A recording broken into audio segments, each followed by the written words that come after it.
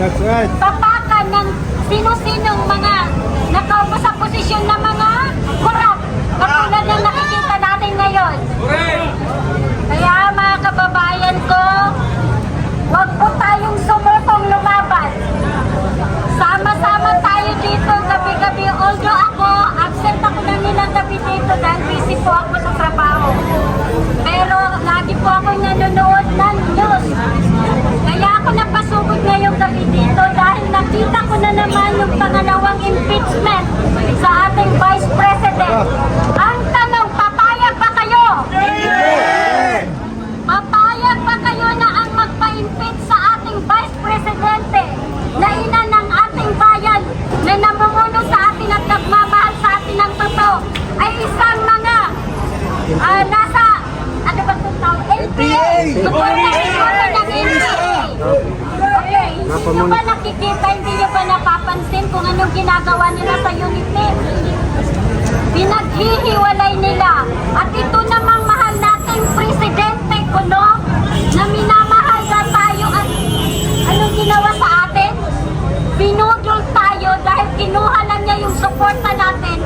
Pagdating nang nakaupo na siya, iniwan tayo sa ere. Iniwan niya ang ating Vice President. Kaya lalaban po tayo. Lalaban tayo na para isama ang kamangyan ng mga nakaupo sa posisyon. Dahil karapatan po natin sumigaw, karapatan po natin magsalita dito para ilabas ang nasa loob natin at ang karapatan ng bawat isa sa atin. Kaya wag po kayong matakot dahil marami po tayong nagmamahal sa ating bansa at alam ko na yung wala dito ngayon dahil busy sila sa kanilang trabaho, yung iba na wala dito dahil malayo sila sa atin, pero nakikita po nila tayo araw-araw at gabi-gabi. Kaya wag po tayong matakot, alalahanin po natin na bago po natin inihalal si Vice President Sara Duterte, meron na po tayong 32 million na nagmamahal sa kanya. Yes! Kaya mas lalo na po ngayon dahil alam nila ang ginagawa sa ating Vice President.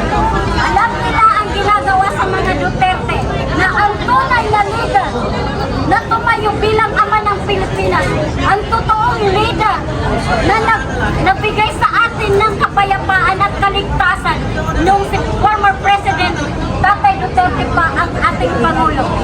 Nawala yung mga adik sa daan, nawala yung mga repi sa daan, at maalam ko na alam ninyo na maraming nasilang pamilya dahil sa droga. Kaya lagi po natin tandaan yan, alang-alang sa kinabukasan ng ating mga anak at sa mga new generation sa magiging apo natin. Kaya nandito tayo ngayon para ilahad ang nasa loob ng bawat isa sa atin. Manindigan po tayo para ilaban ang ating karapatan bilang mamamayang Pilipino. Dapat. Mabuhay ang Duterte! Mabuhay! Mabuhay ang Duterte! Mabuhay! Palayasin ang kurap sa posisyon Kongreso! Alam niyo pa, may narinig akong balita. Nung isang gabi, may inatake ng heat stroke. Sabi nila heat stroke. Pero alam ko, natakot na yun sila dahil nagbigay na ang sana nga para mabawasan na yung kurap sa Pilipinas. Pero tayo, hindi tayo ganun kasama sa kanila. Anong ipanalangin natin? Na sana mabigyan ng katuturan itong ipinaglalaban natin. Dahil alam ng God, alam ni Allah na kung ano yung nasa loob ng bawat isa sa atin. Alam ni Allah na malinig yung ating hangarin. Dahil ang ipinaglalaban natin ay ang totoong leader na naninindigan ay nagmamahal sa ating bansa. Allahu Akbar! Allahu Akbar!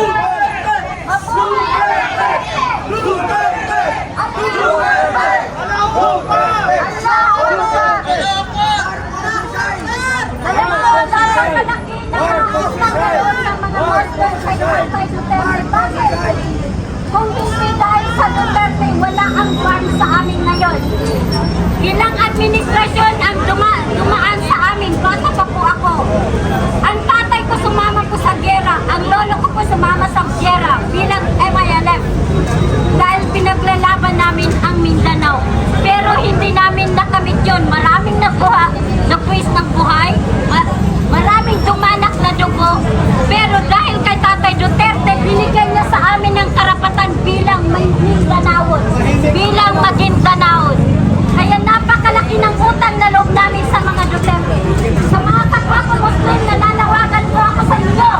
Makinig kayong lahat. Luzon, Visayas at Mindanao. Lagi po natin tandaan, si Tatay Duterte ang nagbigay ng karapatan sa atin bilang Mindanaon.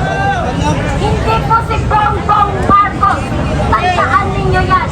At lagi ninyong tandaan na si Bongbong Marcos ginamit si Bibi Sara para mapaupo sa posisyon bilang presidente. Walang utang na loob. Walang utang na loob. Manggagamit.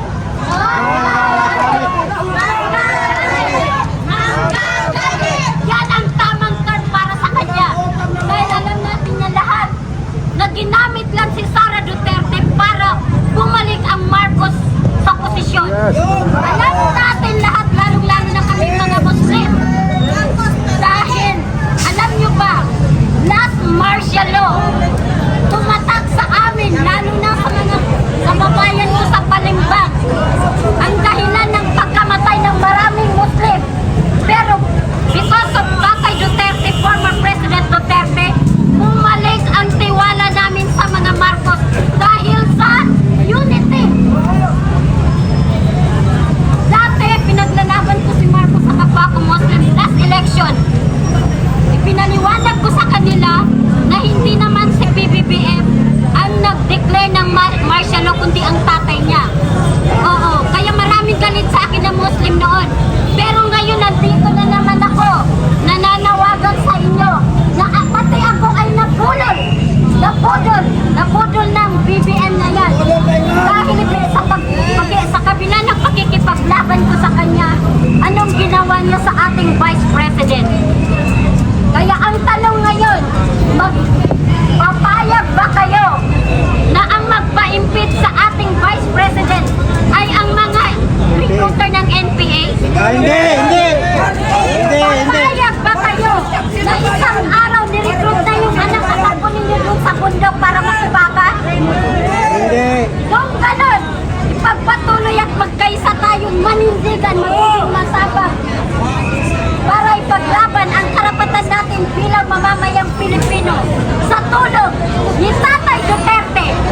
At isa pa, ulitin ko sa inyo at sa lahat ng mga nanonood, Luzon, Visayas at Mindanao, maging sa ibang bansa, sa lahat ng mga OFW na mga kaibigan ko, kahit isa sa amin walang binayaran. Kabaliktaran sa pinapalabas ng mga media. Dahil alam naman natin na walang kakampi si Bibi Sara sa mga media dahil ano sila? Bias, di ba? Bayaran. Kaya maraming salamat sa ating mga vloggers na nagsasakripisyo araw-araw, gabi-gabi. Maraming salamat at pagpalain nawa kayo ng tungkay kapatid. Tungkay po kayo kaya sa lahat ng ating mga kababayan na nagmamahal sa mga Duterte, supportahan po natin ang ating mga vloggers. Dahil kung hindi dahil sa kanila, hindi makikita ng taong bayan ang ipinaglalaban natin ngayon. Maraming salamat po at inuulit po, patuloy po tayong lalaban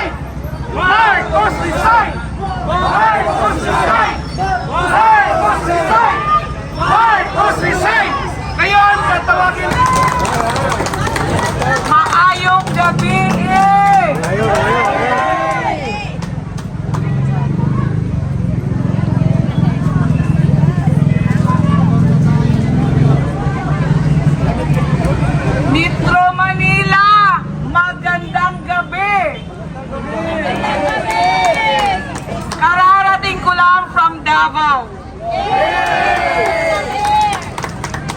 Nagkita-kita tayo doon sa veterans.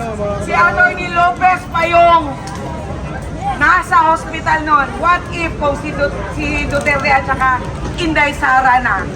Yes. Ano kaya ang mangyayari, di ba? So, andito tayo para patalsikin ang Marcos. Bangag o Marcos? Pareho lang yan. Dapat resign. Dapat resign ang panawagan natin para makaahon na tayo sa kahirapan. Agree or very agree? Marami na po kaming taga Davao, taga Mindanao na paparating dito. Sinasabi nila, Mabuhay ang taga Mindanao! yes! Buhay, buhay. Sinasabi nila na putol na daw. Wala nang pag-asa. Sila lang ba ang marunong mag-testing? Tingnan natin kung kakayanin nila. Next! Ito yung hamon sa buhay ng mga Pilipino. Ang pagkakaalam ko, may pagtitipon-tipon din doon sa Cebu at sa Davao ngayong Sunday. Mamamayagpag po ang kulay green. At sana dito, eto na, intramurals na. Payag kayo! Pwede ba isang sigaw ng Bongbong resign?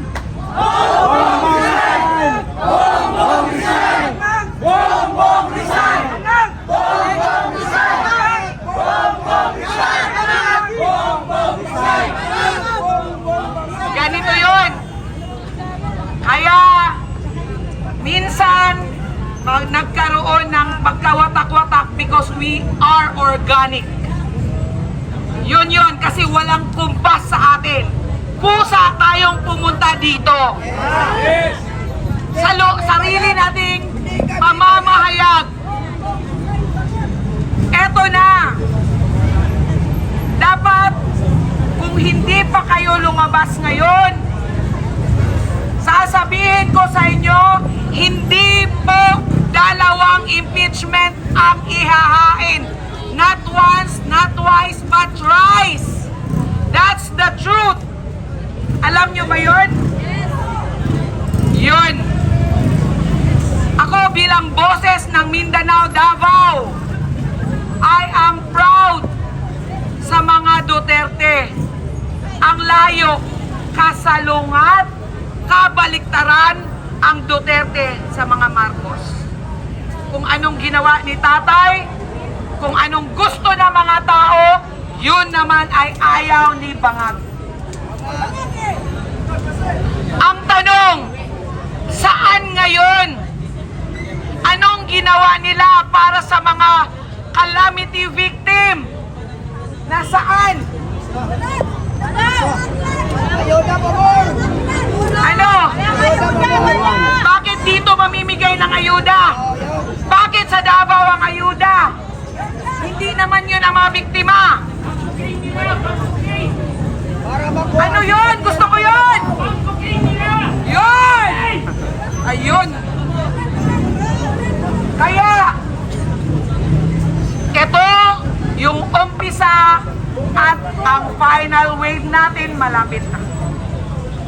Magsasalita na tayong lahat laban sa kasakiman.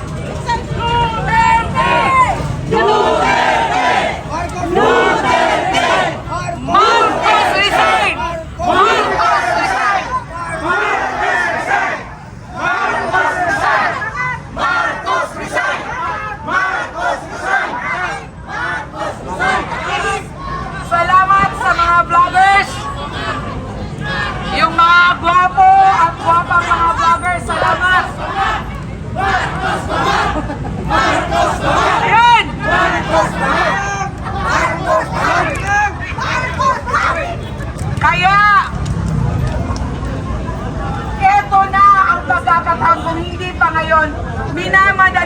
nasa Kongreso. Kongreso, ha? Minamadali na nila. Sinong makakapigil sa impeachment? Tayo lang. Yes! Tayo. Tutulan natin yan. Yes! Huwag tayong matakot. We have our own freedom. I am not a Filipino for nothing.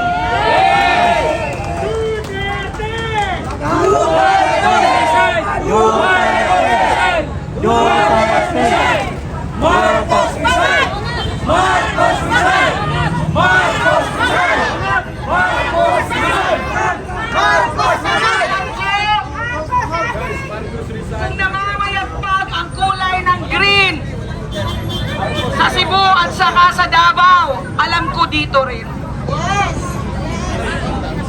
Kaya, salamat sa pakikiisa at paniniwala at pagmamahal kay Tatay Digong at kay VP Sara. Alam naming taga Mindanao, hindi kami mapapahiyak yan. Mahal na mahal nila ang Pilipino. Mahal na mahal nila ang Pilipinas. Mabuhay ang Pilipinas!